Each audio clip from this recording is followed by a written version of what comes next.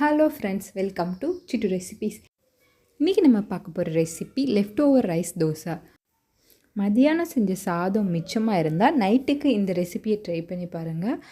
ஒரு cup ரவாவை mixie ஜாரில் சேர்த்து பவுடர் பண்ணிக்கலாம்.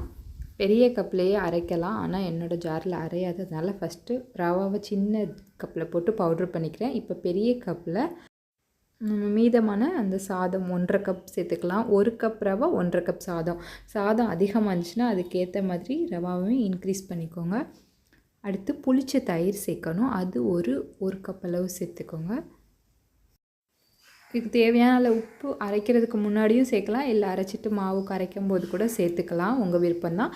3/4 கப் அளவு தண்ணி எடுத்து வச்சுக்கோங்க. அதை கொஞ்சம் கொஞ்சமாக தெளித்து அரைக்கணும்.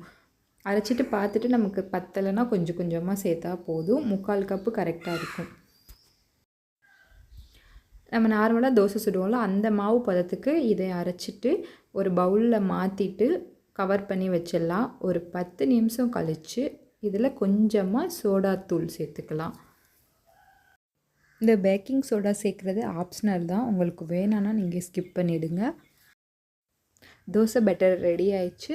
இப்போ தவாவை சூடு பண்ணிவிட்டு எப்போவும் நம்ம தோசை சுடுற மாதிரியே சுட்டுக்கலாம். பார்க்குறதுக்கு நார்மலாக நான் செய்கிற அந்த தோசை மாதிரி தான் இருக்கும், ஆனால் அந்த அளவுக்கு மொறுன்னு வராது.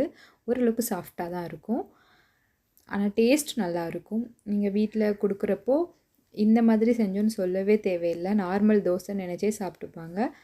இது கூட தக்காளி சட்னி வச்சு சாப்பிட்டா அல்டிமேட்டாக இருக்கும். கண்டிப்பாக இந்த ரெசிபியை ஒரு தடவை ட்ரை பண்ணி பாருங்கள். வீடியோ பிடிச்சிருந்தால் லைக் பண்ணுங்கள், உங்கள் ஃப்ரெண்ட்ஸ் கூட ஷேர் பண்ணிக்கோங்க. இன்னும் சப்ஸ்கிரைப் பண்ணாமல் பார்த்துட்ருக்கீங்கன்னா சப்ஸ்கிரைப் பண்ணிக்கோங்க. இந்த தோசை ட்ரை பண்ணி பார்த்துட்டு கமெண்ட்டில் எப்படி இருந்துச்சுன்னு சொல்லுங்கள். தேங்க்ஸ் ஃபார் வாட்சிங்.